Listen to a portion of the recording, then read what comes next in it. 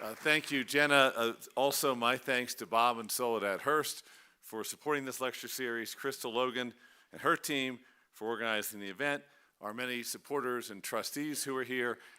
As with Jenna, I wish all who are observing a meaningful Yom Kippur, and a special welcome, big one, to Kathy Isaacson, who's here. Kathy, thank you for...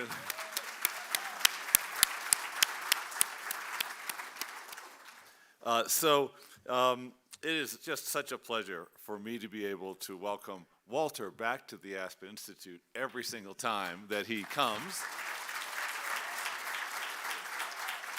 And Walter is a distinguished fellow of the Institute, our greatest champion, and everything you do represents us so beautifully in the public stage. I think the stock in the Aspen Institute is rising as soon as this book on Elon came out. Thank you. One thing we know that Elon Musk can't do, he can clearly do a lot, he could never write a biography of Walter Isaacson. No way.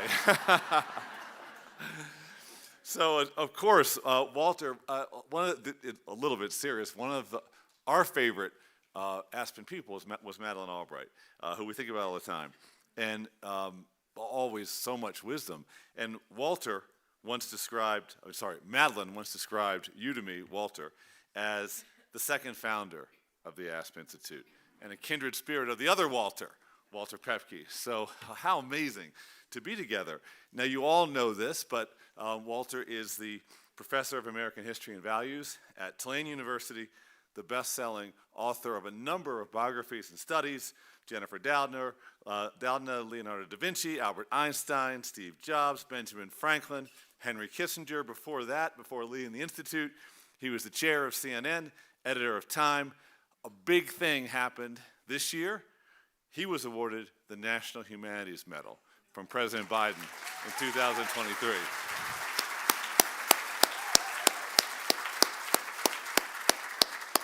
So this latest book, of course, is the perfect book for this time. Walter, please come on stage. Thank you.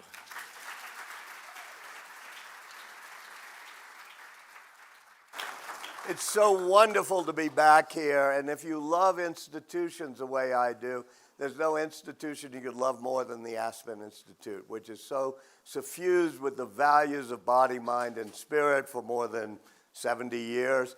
And the great thing about institutions is you get to steward them for a little while, but then you get to watch them be handed off to a person like Dan Porterfield, who has brought it to new heights, managed it a little bit better than I did, and even has better weather than I was able to produce. So let's all thank Dan for the wonderful things he's doing with the Aspen Institute. I remember when I first came to the Institute, standing on this very stage, probably with this very clicker, which seems nice and antique, doing Albert Einstein, because I was trying to think of a book that I was going to be working on, and we did the Einstein Convocation that eventually evolved into the Ideas Fest. But it was interesting to me because Einstein helped define a century of physics. Then we entered an era of a digital revolution, and that was Steve Jobs, who brought us into the era of friendly personal computers, phones, iPhones, smartphones, 1,000 songs in your pocket, the app store and an app economy of everything from Uber to Airbnb, and that was a new revolution. The next revolution was, of course, the life sciences revolution, when Jennifer Doudna and her colleagues were able to invent a tool that will allow us to edit our genes, will allow us to be taller or skinnier, have children that we can pick the features of. And you can see why that's such a good topic for the Aspen Institute, because it's at the intersection of morality. And we have to know with our technology what we're going to do with it. And now I had the opportunity, thanks to Antonio Gracias, a member of our board of directors, who's also a member of the board of directors of Tesla. He said, why don't you do Elon Musk? Put us together on the phone. Musk and I talked for an hour and a half. We discussed the book. I said, if I do it, I don't want to do it based on 5 or 10 interviews. I want to be by your side for a couple of years, watching you in action, get as close to you as Boswell got to Dr. Johnson so we can do a new type of biography. And he said, okay. And I said, and another thing, you don't get to read it in advance. You have no control over it. He goes, okay. And then I thought, well, that's interesting. And I walked back, saw Kathy, a few friends, and a few minutes later I was going, oh my God, you're doing it? I said, what do you mean? He said, he just tweeted out, Walter's writing my biography. So, whoa, I'm on for a ride. And I thought that was cool because he was bringing us, I love technology and science and how it intersects with the humanities. And he was bringing us single-handedly into the era of electric vehicles. Ford, GM, had just gotten out of that business in the early 2000s. In fact, GM was crushing its electric vehicle car because they didn't want them out there anymore. He was also doing something amazing and inspiring to me, which is bringing us back into the era where we would explore space. Ever since the space shuttle had been decommissioned 12 years earlier, the U.S. had not sent astronauts to space. Ever since we had gone to the moon 50 years earlier, we had not gone back to the moon. NASA, Boeing, other companies involved had all become sclerotic or paralyzed. They couldn't do things. And yet, SpaceX had been able not only to send, being the only entity that could send Americans from America up into orbit, could get to the International Space Station, but they landed their rockets upright and were able to reuse them. Something that was 5 years ago when I was starting to think about this, something that no company or country still has been able to do. And I also thought, because we care so much about sustainability here, that it wasn't just bringing us into the era of electric vehicles, although that's going to be enormously important for sustainable energy, but you have to do it with things like solar roofs, and you have to do it with things like battery packs, so that in creating the electricity, we know how to store it, we know how to make our roofs. This is one night, by the way, I mean, you have a lot of weird nights when you're with Musk. But after we had been at SpaceX, seeing that rocket being stacked right here, this is Starship, he has just this tiny two-bedroom house. It's the only house he has because, or owns, because he wanted to really not get caught in this crossfire of wealth or whatever. That's Grimes's graffiti right here. His girlfriend's, but that's the Tesla battery pack. So we go back to his house late one night, and he's ordered up the people who do solar roofs. He said, do the roof of the house next to me, and you got to get it done by dawn. And there we are. I'm kind of old. I'm taking this picture. You can see we're at the peak of the roof there while he's basically yelling at people for how long it's taking him to do it. But it was that drive and that intensity that allows him, to get satellites into orbit and then to get full self-driving, which he's not been able to do yet, but he's getting closer. As he says, I specialize in turning the impossible into merely the very late. So at some point, he'll get full self-drive. And just this year, as you'll see at the end of the book, just a few months ago when he summoned me to Austin, just as the book was ending, he's taking full self-driving in a new direction, which is instead of coding how self-driving should work, in other words, hundreds of thousands of lines of code that say things like, if you see a red light, stop. If you see two yellow lines, don't cross it. If you see a bike lane, don't turn right. To feeding in 1 billion frames per day of how humans drive, ranking the human drivers. He says make them just the 4-star drivers. And it does machine learning, just like ChatGPT learns from reading the internet. It learns how to drive by doing it. So his next phase will be taking us into the era of artificial intelligence. And he's worried ever since he was a child. He read too much Isaac Asimov novels. I saw, Dan, some of my old paperbacks in your office. There was the Asimov Foundation series. Well, he read them as a child and worried that our robots would turn against us. So his other new thing is trying to create safe artificial intelligence, safe robotics. This is Optimus. That's his little kid X, shaking hands with Optimus. And then implanting, as he will this month for the first time, Neuralink chips into the brain so that our brain waves can communicate directly with our computers. There'll be a high bandwidth connection. So when we started, I said, this is just a wonderful book filled with technology and cutting edge wonderful things. He had had one of the greatest years. He had become Person of the Year at Time. He had become Person of the Year at the FT, richest person on earth. For once, his companies weren't on the verge of bankruptcy. He had beat back the short sellers at Tesla, and now it was worth more than the next 9 auto companies combined, as well as he was still the only entity shooting up rockets and landing them and reusing them. And he said to me then, I need to shift my mindset away from being in crisis mode, which it's been for about 14 years now, or arguably my whole life. As you read the first chapter of this book, you will see this brutal, painful, psychologically tormented childhood he has in South Africa.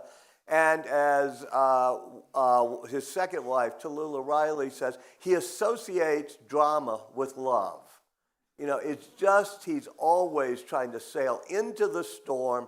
He's in crisis mode. So as I'm thinking, I have a really interesting, wonderful book on all these great new technologies. He's going to start smelling the flowers and resting on his laurels. No, he decides to screw up my book. Or actually make the book better, but he decides just after that conversation we had about I have to cut back the drama in my life. He says, I can't do it. I'm always want to play the next level of the game. I don't know if you all are gamers, but by that, it's like Elden Ring, Polytopia. You master one level, you got to put all your chips back in and master the next level of the game.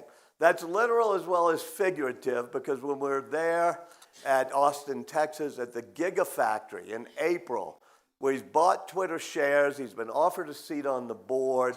Antonio, who you all know, Kimball, his brother, I was saying, just don't get too involved. You know, it's the thing you don't understand. It's an emotional connecting service. It's not an engineering thing. He's secretly buying up more shares, and he goes first to Larry Ellison's in Hawaii, where he just stays up all night with one of the people he was dating, Natasha Bassett, an Australian actress. But then he's got to meet his other girlfriend. I mean, he has a complex personal life. Has to bring X, the little kid you saw, to meet his grandparents in Vancouver. Elden Ring has come out, and he had to get to the next level. He stays up till 5:30 in the morning playing Elden Ring in Vancouver. And then at 5:35, he puts out a message, I made an offer. So this is this impulsive, crazed, almost juvenile thing where he has to be in control, and he's decided to take over Twitter. He immediately starts to regret it. But what we see is that in a childhood in which he was bullied and beaten up all the time, he has become both pugnacious and impulsive. He's gone to wilderness camp where they encourage the kids to beat up the other kids in order to get their food. He loses a lot of weight, but he learns for better, but mainly for worse, because this book is not a how-to manual. This is not about a saint. This is about a guy who has deep flaws and really a darkness to him. So I had to figure out where the demons come from and to what extent are those demons connected to the drives. To what extent do you have to have the whole cloth to make it work? But he becomes pugnacious. He gets beaten up at school, and when he comes back after 4 days in the hospital, because his face has been so bloodied, he has to be there with his father, who makes him stand for an hour and a half, while his father berates him and says, it's your fault, you're stupid, and takes the side of the person who beat him up. So the demons from Elon Musk, who's talked to me a lot, and you'll see all his side in the book where he doesn't quite deny any of this, is how these both drives and these demons get instilled. And his mother said to me, the very beginning, Mae Musk obviously divorced from Errol pretty early on. but said a danger that he needed to constantly battle, the specter that he might become his father. It's one of the oldest tropes in literature. The epic young hero, Luke Skywalker, fighting the dark side of the Force, realizing that Darth Vader is his father. And with a childhood like that, this is Tallulah, this is Justine, his first wife. It's a question of what type of toughness, callousness, and emotions you send. That's Grimes, that's little X when he's a kid, doesn't know how to savor the flowers. This is something we all try to do here when we talk about the good life, the Plato maxim, is how do you balance things?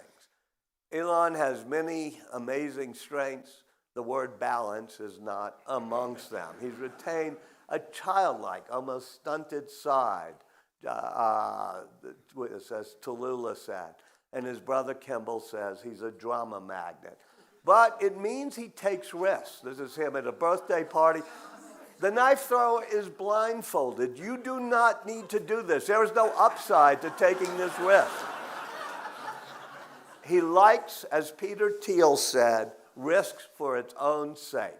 Something that just born out of his childhood and also out of being the lonely child sitting, explore books. You go into the back, into that dark corner, and there's the sci-fi section. There's Hitchhiker's Guide to the Galaxy. And he becomes enamored with these three epic missions. The lonely boy with no friends with the three epic missions to have a grand ambition to make humans a spacefaring civilization, to make the planet Earth self-sustainable in energy, and to make sure our robotics are fine. Moves to Canada, goes to Queen's College. He gets to go to Canada because his mother was a Canadian citizen. He's trying to get to the United States and eventually does get to the United States, and with Peter Thiel, forms a company called X.com. If you're wondering, we'll get to in a moment, why one of the many reasons he bought Twitter and why he's getting rid of that name that he hates, the little tweets with little birds, but making it hardcore, is he wants to turn it into what he thought X.com would be, which is a payment service, a platform for buying content, a platform for the creation of everything from videos and movies to pictures to essays, where people can buy things, as well as a social network that allows people to exchange things. It evolves into PayPal. That's what PayPal, and he makes a lot of money when it gets sold at his PayPal. And that's Peter Thiel, who pushed it to become PayPal, but then ousts Elon Musk. And that's the old PayPal mafia. We were just with Reid Hoffman earlier this weekend. But they oust him, but it gives him this sense that someday I have to make this right. He's a very tough character, but he believes in karma. And so even after they oust him, there's Max Levchin, who was also at this event I was this weekend. They stay friends, and eventually they help fund his other endeavors. His personal life is very difficult. He has children with his first wife, Justine, and his first child dies, at which point his father comes over to try to console him. And his father brings his father's new stepdaughter. And Elon realizes that with this very young girl, there's, as the lawyers help me phrase it, inappropriate attentions being paid or something. And it becomes a really bad psychodrama that Musk decides strongly he wants to have as many kids as possible of his own, but can't reconcile with the dark side of the Force. Quit speaking to his father again. In order to get that humanity to Mars thing, he goes to Russia with Adeo Ressi and some others, where they're going to try to buy a rocket. But even at this drunk lunch, the Russians are taking advantage of him. And what Musk does on the flight home is goes back to what he calls first principles. He says, why am I buying a rocket that they're going to try to charge $20 million for a rocket that will get something up? He says, how much does the material in that rocket cost? How much is the Inconel, the steel, the nickel, the cobalt, the fuel? And he says, and there's an idiot index, which is if the total cost of all the materials is $1 million and yet the whole thing costs $20 million, then you're an idiot. You're spending 20 times as much. You can bring it down by a factor of 10. And he learns how to do that. And it's great that he doesn't get these rockets because he says, we're going to do something that America has sort of quit being able to do. We're going to make rockets really fast and inexpensively. And thus he creates a rocket testing site in McGregor. He lures Glenn Shotwell, who has since then, for more than 20 years, been the president of SpaceX, gets a little island in the Pacific near the source of Fiji water. We always have to do a product placement for Fiji here, called Omalisk Island. And there they do the Falcon 1 rocket. He takes risks, as Peter Thiel said, that others wouldn't. The first 3 rockets blow up. And he says, yes, but I learned something each time I do it. And I learned not to be like Boeing that can never get the rocket up because it's always worried and having 20 layers of referees and regulators saying don't take risks. I'm going to skip through, as you don't want me to, all of the personal life stuff, but you're going to ask me about it in the Q&A. But as he does it, even as the rockets are blowing up, he can't help himself from wanting to start an electric car company. So with J.B. Straubel, who is a great battery guy, and with Mark Tarpenning and Martin Eberhard, they start a company called Tesla.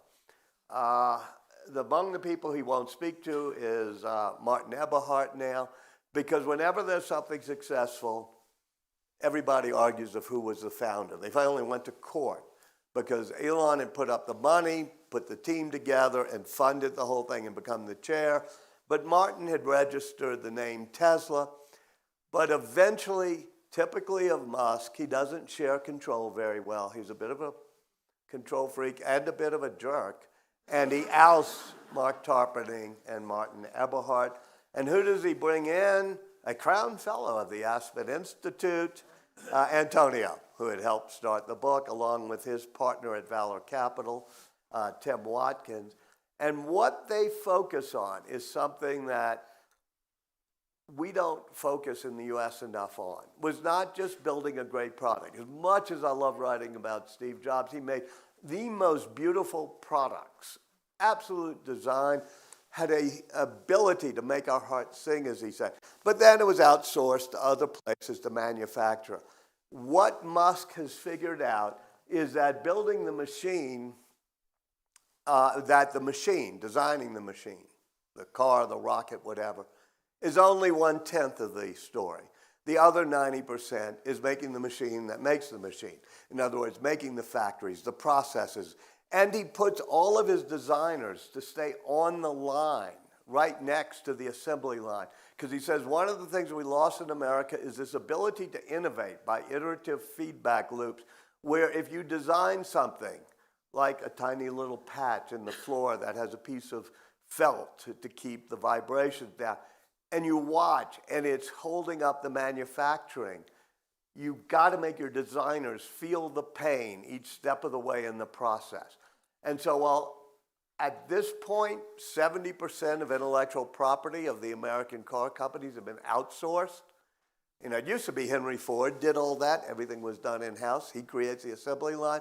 But by the time Musk gets Tesla up and running, at least 70% of what auto companies do are totally outsourced. He makes it so that at least 80% is now done in-house.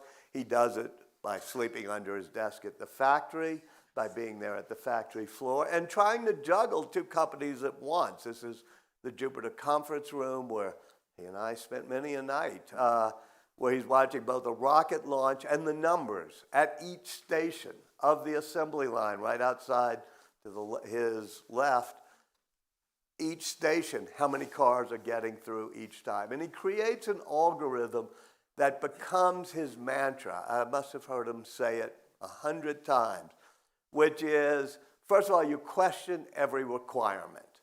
This always happens where the legal department or the regulators, he says we've become a country that has more regulators and referees than risk takers and doers. So we have to fight that. But whenever there's a requirement, you say, who made that a requirement? If somebody says the legal department or the FAA, you say, who made the requirement? I want the name of that. And then he would call the person, sometimes get him to the assembly line, and said, why do you do it? Then he would delete, so that everything became more simplified. You simplify and then you start optimizing the design, accelerating the cycle, and only then do you automate. There was a period in 2018 when everything was going south for Tesla. He was walking this, he saw that the robots couldn't do things quite as well as humans. And he ordered that all the automated equipment that was slow just be ripped out. He went around with a spray can and painted an X, over all things that should be torn out, he and Antonio. And then they created an assembly line. And the short sellers had said it was the most shorted stock in the history ever in 2018. And they had so much inside intelligence. They had drones flying over. They knew that the 2 assembly lines he had created could not do more than 3,400 cars a week, and the company would go bankrupt. And Musk knew they were right, that unless it got to 5,000, they would go bankrupt. And Musk finally, he's a great reader of military history, realizes that they used to make fighter jets in the factories of California. Back in the days when we manufactured things so much faster, in tents, in the behind the great factories, they built these tents and made them. There's a loophole in the California law that let an auto repair facility have a temporary tent. It was like for a muffler shop if you wanted to have a tent outside. He builds a tent 4 times the size of this auditorium, 4 football fields, and puts a new assembly line, doesn't even have the power of a conveyor belt, but they do it on a downhill slope, 5,000 cars a week. It becomes suddenly from the most shorted stock to the greatest devastation of the shorts in history and the most valuable car company ever. But, of course, he goes nuts. Those of you who know the Joe Rogan. This was a front page picture in the Wall Street Journal with him on the Joe Rogan thing. But you see the tailspin. This is not a pretty tale throughout the book. There's a lot of him being out of control. And the criticism of the book is I don't come down and tell you, you got to think this or that. It's what I've always tried to be. I'm a storyteller. I'm going to tell you the really good, the really bad, the really ugly. And I'm letting the reader just hear the stories and make your own judgment. Whether it's creating with his cousins a solar energy thing, whether it's the kids they have, whether it's his fight and competitions with Jeff Bezos and with Richard Branson or Bill Gates, or his way of becoming very serious about pushing the future. Cybertruck, has anybody seen a Cybertruck yet other than online? Yeah, a few people. It's about to come out in the next 3 or 4 weeks and be available for sale. But here he is in the design studio with Franz von Holzhausen. Elon has one of his sons, Isaacson, is autistic. I mean, in a way that he always needs a handler with him, but he's also one of the wisest, sweetest kids. And he kept saying, Dad, why doesn't the future look like the future? And there's Musk saying, get rid of this Chevrolet truck we have, get rid of the curves, we're going to make it all in stainless steel. And he's looking at designs from video games so that he can say, as he told Saxon, I'm making the future look like the future. And so, too, he is worried about artificial intelligence, as I said. Most of you know Sam Altman, who's come to many of the Ideas Festivals here. But because Musk is worried about Microsoft and Google controlling artificial intelligence, Musk and Sam Altman start OpenAI. But eventually, as you know, because ChatGPT came out, Musk basically Altman takes control of OpenAI, closes the system, has a closed algorithm, and is now doing things that Musk finds unsafe. And so that's when Musk decides, I've got to get my robots, I've got to get my cars, I've got to start a company called XAI. I've got to create robots that will do it, that will handle artificial intelligence. And what he's doing that's different is those of you who've used ChatGPT or the other generative large language models know it's absolutely wonderful. You can ask it a question and it will have read 1 billion texts and it will predict, an answer or have a conversation with you. But it is totally text-based. And Musk says that's nothing. We have to have real world AI. We have to have things that you can say, can you go get a diet, to the robot, can you go get a Diet Coke for me? And would know how to navigate and go find it. And so with the 1 billion frames of Tesla video cameras, with Optimus the robot, with Neuralink doing our brain chip, he wants to lead us not into a world of just chatbots, but of real AI. And of course, too, there becomes Twitter, where, as I said, he went off to Larry Ellison's island and decided to buy it. Never has there been such a swift change in corporate culture. Those of you who know me know that's me in the blue shirt, just kind of going, whoa, what's happening now? But this is the day before he takes over. The day before he takes over Twitter, he's gone in to meet them. And this is also something you have to wrestle with, both as Aspen people or in America, which is the cultures we like to have. And there's two, to take the extremes of workplace cultures. One was what Twitter was at that day, which is nurturing and sweet. It has rooms that are called psychological safety rooms. It has mental rest days. It has yoga studios. Here is an artisanal coffee bar that has organic and GMO-free and whatever free coffees done in a great way. And nobody has to come to work. At the other extreme is the what I'll call, and it's just as bad. I don't mean to make fun of that one, but the other extreme is sort of the hackathon, generally tech bro culture of I'm staying up 24 hours a day, I'm sleeping under my desk.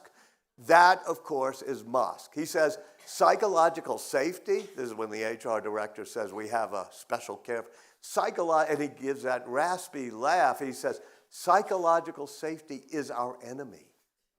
If we want to have a hardcore intensity, the fierce urgency of doing things, of making this into a payments platform and everything else, we don't want people to feel psychologically safe. You can hate that. You can love that. One of the great things about America is that I hope we'll have many companies, many places of work that'll have different styles. And if you're the type of person who wants to be a hackathon culture person, you'll have yours. If you want person with a great work-life balance, or even if you're like me, you kind of like staying up all night at Time Magazine in your 20s to crash magazines, but by the time you're in your 30s and 40s, you're more balanced.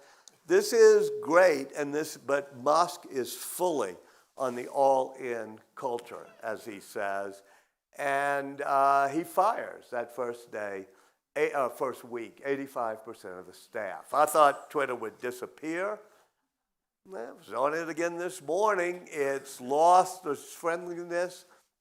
It's got a lot more hardcore people yelling, but it's also got a lot more users, a lot more paid subscribers, a lot more money being made.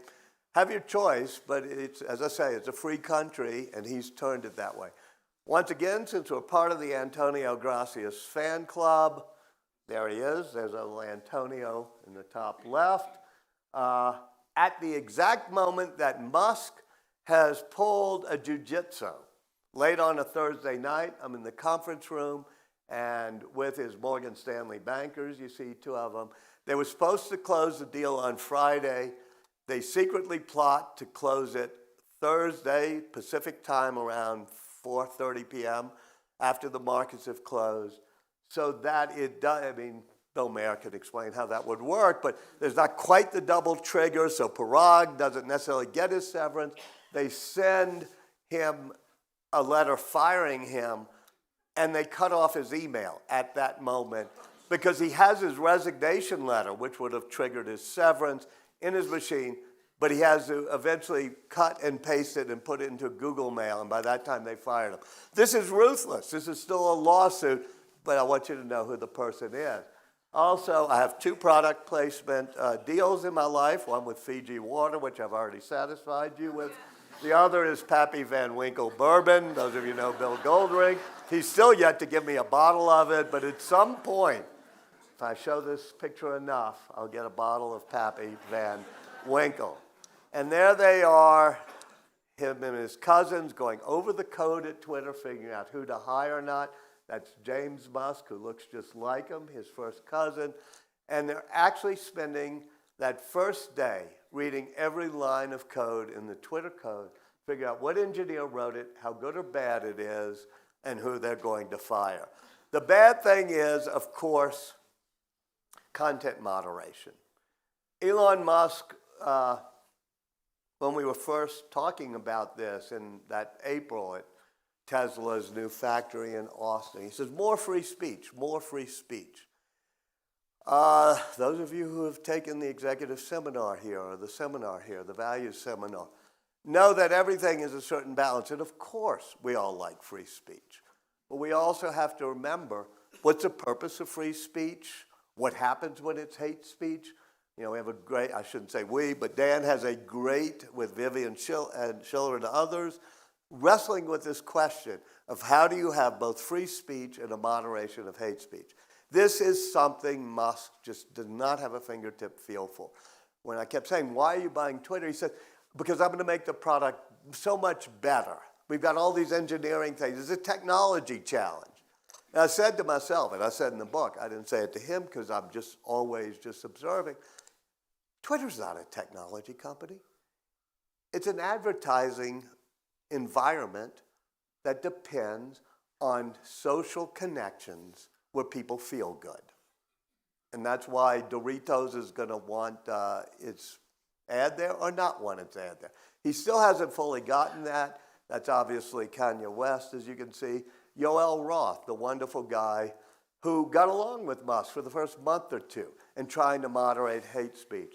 Musk still has not mastered that. He's opened the aperture to more speech, which is a good thing. What he's eventually moving to, if he can get it right, is you want freedom of speech, but not necessarily freedom of reach. In other words, you don't want to amplify the really horrible things, especially racism and anti-Semitism. You've got to tamp it down, and too often he allows those things to be amplified. Both Yoel and then all of you know Jonathan Greenblatt, who's been very involved here at the Institute, who's the head of the ADL, and myself. I mean, I'm Jewish, and I talk to them. They all say, no, he's not anti-Semitic at all. But he just doesn't get it. He just gets mad at everybody who challenges him, and whether it's the ACLU or the ADL or whatever, and he doesn't get the fact that more free speech is not necessarily better. I think he may move to that, but he's still on a wild ride.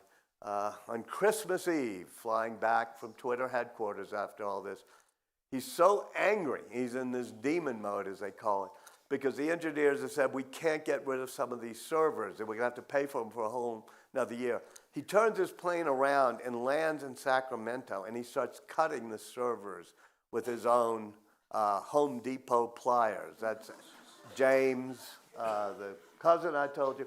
And they're actually moving the servers out of this Sacramento facility because he wants to prove to the engineers, question every requirement. And it's typical of Musk. It works. They get all those servers out. They had told him it would take a year to move them. That night, a third of them, he puts in U-Haul trucks. And the next morning, Twitter's still working. But it's typical of Musk because it does degrade the service. When he has Ron DeSantis announcing his candidacy, all of a sudden there's not backup redundancy. Things go down. And so it's this risk. It's the guy who shoots off 3 rockets that blow up. You decide for yourself. How much is it worth taking risks? How much should he be more careful and less impulsive? But nowadays, He's not only got the monkey who can play Pong using the Neuralink, it's being embedded into humans. This is Neuralink headquarters. Jeremy Barinholtz is doing it, and they're being able to cure neurodegenerative diseases, not yet, but the chip will translate directly to sensors in your hands or your body or your spine if you have spinal injury, neurodegenerative disease. And as I said, he calls me to Austin. We sit in the back with Siobhan Zillis, who runs Neuralink, and their two children, and done by IVF. They don't have a relationship, but they want to have kids. But it's to talk about where we're going with the future of AI. And near the end of the book, he launches the biggest movable object ever made by humans, Starship. And once again, it's the same thing as those servers. It's the same thing as the first 9 rockets. I'm there, right there at the launch tower. There we are in the command room with Griffin, one of his children, and of course the ever-present X. There's Grimes with their newest child, which was not known that they had a third child, but they said I could put a picture in the book. And there we watch the rocket go off, and it gets to outer space. 3 minutes, and then it explodes. I remember Kathy calls, my agent goes, what are you going to do? Is this good or bad? I said, it's a perfect ending, because it's exactly Musk. He's able to get the biggest thing ever made into outer space, and then sit there we are, with Grimes, his mother May, at the rocket launch pad, saying, well, maybe we'll try again. Maybe on the third try, we'll be able to get a rocket that can take 100 people to Mars. So that's the book. It's out there. I have hit 0-0 exactly. I hope Crystal knows that I can make the timing right.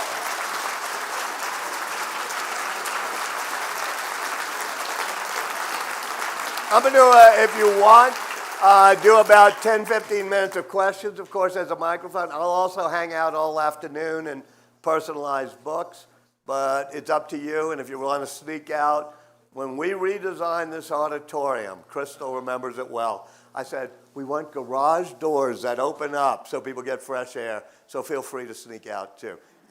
Should I call on people? In which case, yes and yes. There first. And I'll catch you next. Yeah, Walter, terrific. You've written, themes linking all of these creative geniuses. Can you talk a little bit about how you might compare Musk to Jobs or others about whom you've written? Well, you know, I always like to give them each their own biography and not sort of say whatever. Obviously, they're all very different. And the biggest issue, which the book delves into, is the dark strands in Musk intersecting with the light strands. The dark strands, whether it be free speech or being a jerk. There's a technical term that begins with A that most of his employees. And I want to show how those are woven together. And sometimes, when I did the Steve Jobs book, that was also a theme, and Wired magazine does a cover. Is, do you have to be an A to be an effective boss? And the answer is no. Read Jennifer Doudna, one of the most collegial, wonderful people, puts together a great lab, does gene. Read Ben Franklin. Our founders have the best team ever put together. But it needs really passionate people who are total jerks at times, including, despite what the musical will tell you, Hamilton. Or, you know, John Adams and his cousin Sam. They're hardcore. You also need really smart people like Jefferson and really people of high rectitude like Washington. But what Franklin's job is he brings people together. He finds a common ground. He's the patron saint of the Aspen Institute. He wants to say we could all cool off and know what our values are. So I try to do each book saying you don't have to be this way. Know yourself. When I went to CNN, I realized I wasn't as good of a manager as I thought I was. I'd been fine at Time Magazine. You have to know, are you going to be a hardcore boss? Are you going to push people to distraction, but also push them to do things they never thought they can do? Or are you going to be a nurturing? And we all have to find our ways. So the different biographies are to just show that there's not. Is that Wendell, by the way? Hey, Wendell, sorry I didn't write you. Lights coming in. Wendell went to college with me. He hasn't changed a bit. And I'll say about Musk, the thing that sets him apart is that he's an order of magnitude more than any Jobs or anybody else in the dark light, demon, amazing thing. And secondly, he does care about some of the mundane things. I hope you don't skip these chapters, but the factory, the assembly line, how to actually manufacture things. As I said, we've become a country that can no longer compete as great manufacturers in innovative ways. This is bad for our economy, it's bad for our citizenry, it's bad for our politics, and it's bad for our innovation. I think Musk, unlike anybody else I've written about, knows that if you're going to innovate the product, you have to know how to make the product. You're there? Yeah. And then, yeah. I think also, well, no, get the mic, yes. And there's also the person from you also has a question, so y'all can share a mic. Thank you. It's kind of related to that. I'm just concerned about he seems okay with cruelty. I mean, Yes. with the not understanding hate speech and then the cruelty at Neuralink with what the torture of these macaque monkeys, and it violated the Animal Welfare Act. And UC Davis, which is a taxpayer-funded university, didn't release the evidence to the public. They were sued by Physicians Committee for Responsible Medicine. So with so much wealth and power, is there just unlimited to what he could do? Well, let me bifurcate that, which is the cruelty part, and you can hand it to the person there. And being tough and sometimes overly cruel. That is part of the themes of the book, which is he just can be mean to people. He doesn't have empathy. Right. And part of it, and this is very complicated, so I don't try to preach on it in the book, but he says, I have Asperger's, his son's very autistic, his father's that way. And he said, my brother got the empathy gene, but it's sometimes an advantage because if you care about the mission and care about the enterprise, you can't be so beholden to worrying about the feelings of the people at the conference table. You gotta just be rough. And sometimes he says it's an egotistical thing, which is you're doing it not because you just empathetic, but you want people to like you, and you're so caring about that you miss a mission. Jobs told me the same thing. I know the way I operate, I care maybe too much that even Lou Dobbs or Greta Van Susteren, you wouldn't know who they are, but people I had to work with, that they all tried to like me. So I didn't have a toughness on it. Just real specifically on the monkeys, I've read those reports. It's certainly, I don't think quite as bad as you said it. There's that report, but the federal regulators have, not stepped in and said it's bad. But here's a complicated thing, and I'm going to get myself in real trouble here. If you look around, there are people who are fighting hard against everything from ALS to Parkinson's to paralysis to getting in. And the monkeys they use, because I've seen Pager, who you saw the picture of, were monkeys that were already old and terminally ill, and they have things implanted into them. Does it cause them pain? There's a dispute, as you say, and there was an animal rights group that says, oh, they're in real pain, and they're tortured, and do they die? Yeah, they die. Is it bad? Yeah. And if you want to stand in the lobby and meet people who could be saved by having chips that will allow them to bypass ALS or Parkinson's or whatever, talk to them. And we all have to figure out where we go. I know exactly where you're coming from. I know where you would go. I know that I'm conflicted at times. Although I spent a lot of time with those monkeys, I know what it's like. But these are moral issues we wrestle with at the Institute, wrestle with in the book. And if I have a criticism of Musk, he doesn't wrestle with the moral issues as much as he should. He's somebody who's driven as opposed to sometimes hesitant because of moral questions. So if you read the book, you'll be somewhat reinforced in your feelings, but I hope, you'll feel it's a bit more complicated too. Yeah, I'd like to go back to the statesman that you mentioned, how there were balancers and there were people who were passionate. Yeah. Oh, statesmen. Yes, Yeah, statesmen, meaning sorry. founders. Yes. Founders. Yeah. Who were Some are the balancers, some were the Musks. There was all the passionates and everything else. When you have a person like Musk who does have Asperger's, which does knock down some of that empathy, and you have someone who has the richest man in the world, and I'm not even going to use the word power, I'm just going to say the combination of that money and his gene or mind. Yeah.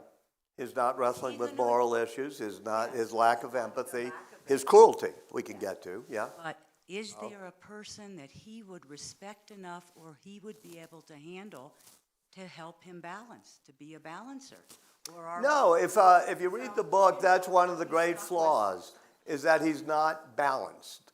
He does have people, but his brother said, I'm the one who got the excess of the empathy gene, Kimball.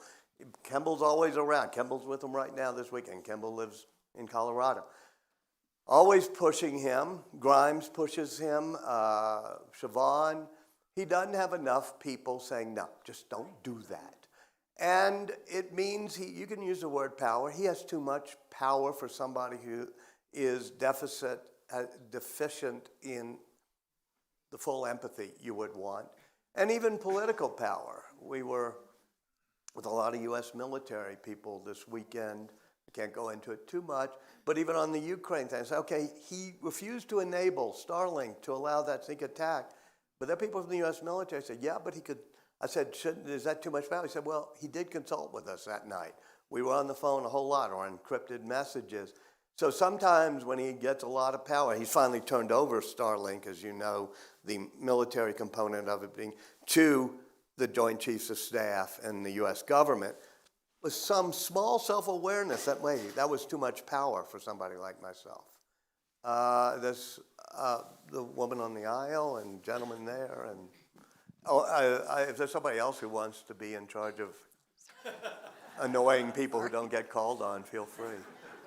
Yeah, I just had a question, because all of the things he wants to do seem like they have the betterment of humanity in mind, the cleaner, the cleaner earth, the cleaner world, and yet, from a humanity that he deals with on an everyday component, people at his factory he doesn't want them to unionize and things like that. So how do we kind of, as those who are part of humanity, reconcile those two things of him? I don't want to get all the way into his cruelty, because all of the things he wants to do are for the betterment of humanity. That's the key issue that he will talk about, which is there are people who are really, really kind, but they don't either do anything or care about the really epic challenges of humanity. And there are people, including people I've written about, including even Albert Einstein, who was in excess, had a feel for humanity, but not a great feel for the humans who happened to be in his orbit. We all know people like that, and we all hope to be the other way while still keeping an eye on humanity. But he's involved in what he thinks are 3 epic quests. I used to think they were just the pontifications of a guy on a podcast who hadn't grown up. But he really does believe that if humanity doesn't explore space, doesn't become multiplanetary, humanity may die, may be wiped out, like all other consciousness may be. That's a huge epic mission. I don't wake up in the morning trying to. Also, we here at the Institute really care about sustainability. There's a geothermal tank out front, whatever. But probably the person doing the most is not only somebody who brought us to electric vehicles, but did it with the solar roofs and the battery packs or whatever. So you're right. He has an epic sense, including for artificial intelligence, of a mission to save humanity. It's almost like the lonely kid in the corner of the bookstore with no friends who's reading the comics. And as he says to me, they were all trying to save the world. They wore their underpants on the outside. They looked ridiculous and they could be crazy, but at least they were trying to save the world. I want to make sure you read the book to know that I know I feel not only both sides, but 100 sides of these questions. But you've put your finger on it. There are people who care more about humanity than about the humans right in front of them. We probably should say that's bad, but we probably should understand too, because having great epic goals for humankind is also worth understanding. Was it? Ah, yes, Joni. I can always count it. No more hands, we'll find Joni. So good to have you back. With your experience as a storyteller, historian, your wisdom, your experience, and your quest for knowledge, and you also seem to want to help humanity hugely. Did you get a chance, as you were observing him at the late nights or during the day, or now that the book is done, to give him some of your opinions? I remember 20 years ago you talked about if you're on social media, you should have your name on it.